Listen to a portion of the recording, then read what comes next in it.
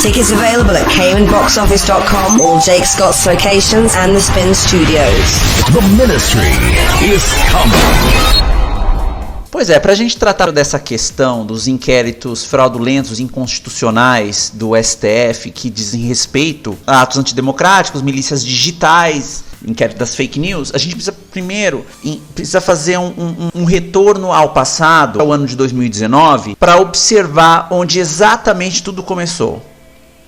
Não sei se é possível a produção colocar para mim na tela, eu acho que a gente vai precisar desse recurso agora, que é o seguinte: tem uma capa da revista Cruzoé, que pertence ao site de notícias antagonista.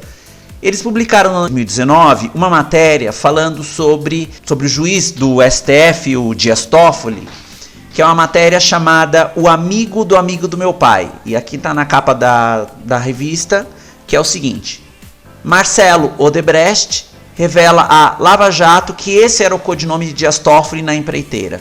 O amigo de meu pai, esse era o codinome dele.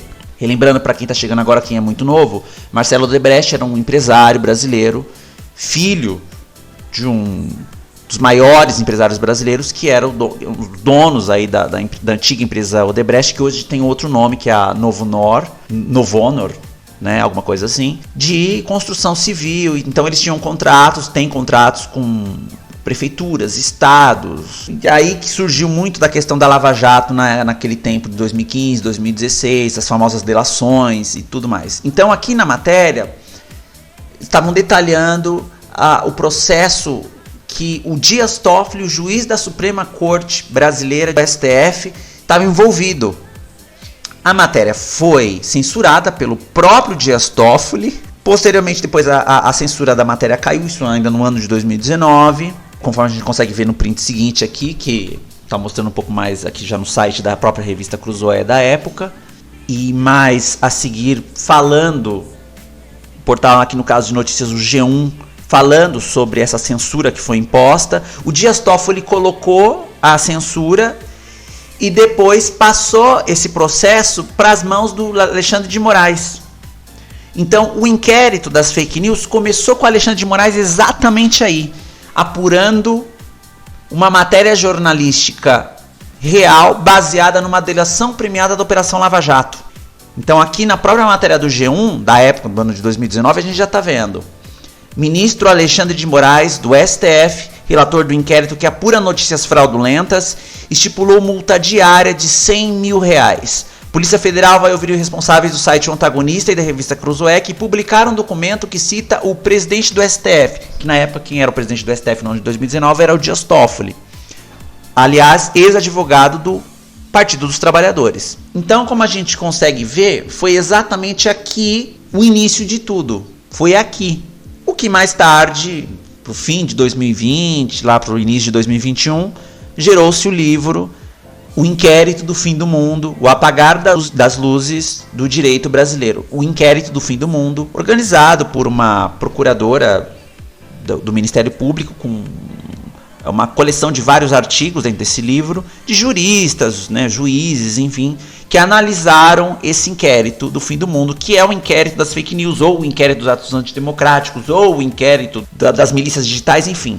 Tudo isso foi apelidado de inquérito do fim do mundo. E que teve início exatamente ali em 2019, com o Dias Toffoli e o Alexandre de Moraes tentando censurar uma matéria jornalística baseada em delações premiadas reais. E poder perceber o quão esse processo foi prejudicial nos anos seguintes, a gente vai precisar agora analisar ele por dentro das provas que foram coletadas até o presente ano, que é o ano de 2022. Para quem vai estar ouvindo isso no futuro, saiba que está sendo gravado em 2022. Um dos maiores jornalistas do país, que é o Diego Skostesky, ex-diretor de redação da revista Época entre o ano de 2013 a 2018. Ele cobriu os bastidores da Operação Lava Jato e possui grande experiência através de trabalhos prestados para diversos veículos de imprensa brasileiros. Neste ano corrente, 2022, publicou um artigo no site particular dele, analisou toda esta operação. Ele analisou todo este inquérito das fake news ou dos atos antidemocráticos ou das milícias digitais. Então aqui, no texto dele, vou ler agora para vocês, é um texto relevante E inclusive ele está disponível no Telegram do programa Relaxa e Companhia, para quem quiser. O link está aqui na descrição do programa, nas redes sociais em que ele está colocado. E eu vou ler, eu prometo que é uma leitura curta, mas é extremamente relevante o que escreveu aqui. Diego Skostesky. Nenhuma surpresa.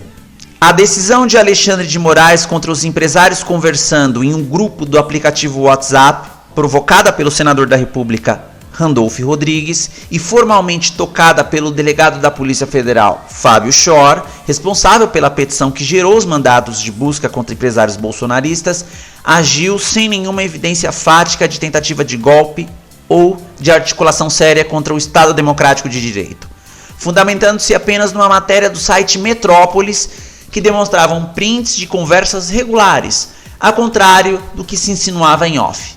Nada além disso.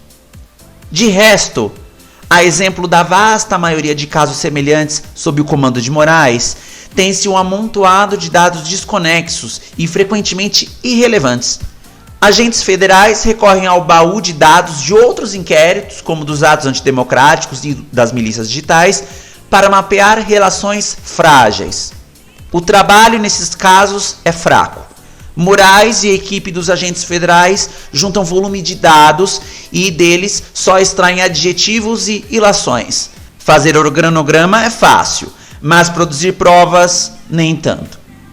Como não parece haver alguma razão plausível para decretar a operação contra os empresários, Moraes divulga documentos das relações anteriores. Como não parece haver alguma razão plausível para decretar a operação contra os empresários, Moraes divulga documentos das operações anteriores. Fica parecendo que tem muita coisa. Impressiona. Facilita a narrativa para oposicionistas a Bolsonaro. Mas, como acontece desde 2019, a leitura do que se obtém é tediosa. As páginas avançam e não se encontram fatos relevantes, nem evidências de crimes ou a concatenação lógica deles.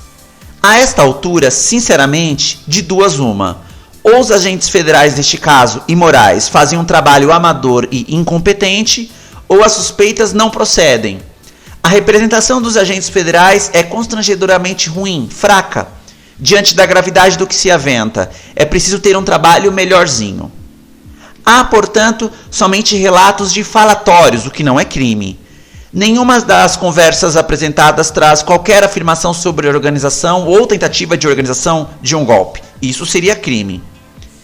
Mesmo assim, Moraes decidiu pela quebra dos sigilos bancário, telefônico e telemático dos empresários, além da busca e apreensão dos respectivos celulares.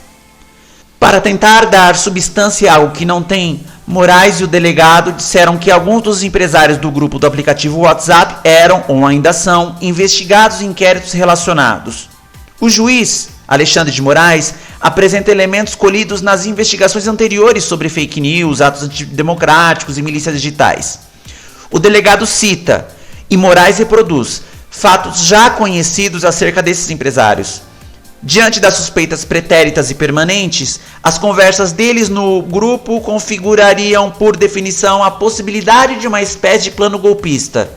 Esse salto lógico conduziu à autorização das medidas restritivas.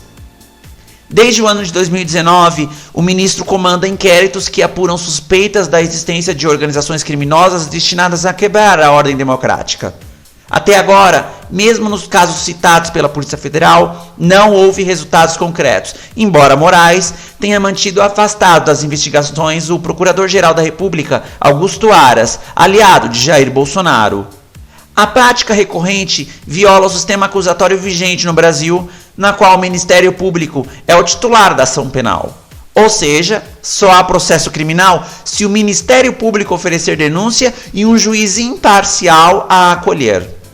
Para ilustrar uma barafunda de relações frágeis, o gabinete do juiz recorre a organogramas.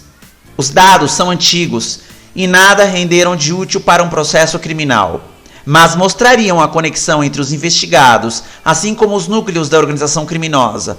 Os fatos que sustentam os organogramas e as teias de relação entre os personagens, contudo, não parecem sustentar a hipótese criminal dos agentes federais.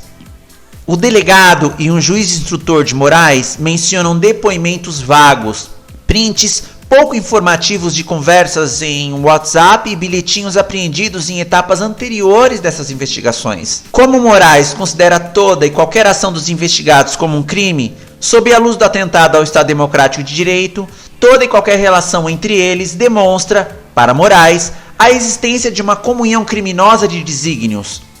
Todo e qualquer pagamento de patrocínio a sites bolsonaristas vira indício de financiamento de milícias digitais, e a confusão está exatamente aí. Falas específicas que poderiam ser objeto, na instância competente, de investigação por incitação ao crime acabam diluídas diante da hipótese inverossímil de uma grande conspiração agindo contra a democracia. Há, por exemplo, prints de conversas de Alan dos Santos, inclusive com Eduardo Bolsonaro, em maio de 2019, confirmando uma parceria com Luciano Hang para financiar o extinto site Terça Livre apenas. Não são apresentados comprovantes desses pagamentos, sendo mencionados por Moraes apenas o crescimento da arrecadação do canal no YouTube, passando de pouco mais de R$253 mil em 2018 para quase R$1.300.000 no ano seguinte, via AdSense e assinaturas premium de milhares de membros. As outras informações trazidas no documento só apresentam fatos já sabidos, como o uso da plataforma internacional PayPal por Alan dos Santos para custear o projeto de mídia independente dele. Parte desse dinheiro seria transferida a outros influenciadores bolsonaristas, segundo Moraes. Um dos indícios deste financiamento, de acordo com Moraes, é o custeio de alguns ônibus para levar bolsonaristas a Brasília no 7 de setembro de 2021, por Marlon Bonilha. O juiz diz que o dono da empresa, Protorque, recebeu o dinheiro de Luciano Hang para garantir essa viagem por ônibus dos apoiadores do presidente. Até aí, qual é o problema? Nenhum, do ponto de vista criminal. Mas como esse ato é interpretado automaticamente como apoio a um golpe, ganha relevo que chega perto de ridículo, estando escrito 10 caminhões diante do STF no organograma, de forma destacada. O fato que faltava para demonstrar o aparente crime de lesa-pátria que jamais ocorreu.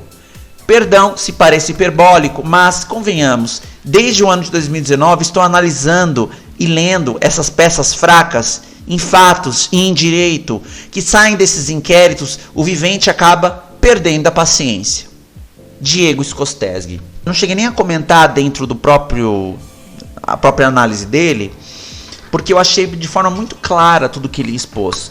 Ou seja, é um grande volume de dados coletados que no final das contas não comprovaram nada, muito embora o juiz e o delegado quisessem comprovar o que eles já tinham em mente, não chegou-se à conclusão desejada. Então, aqui está esse brilhante texto, essa brilhante análise de um dos maiores jornalistas investigativos do país.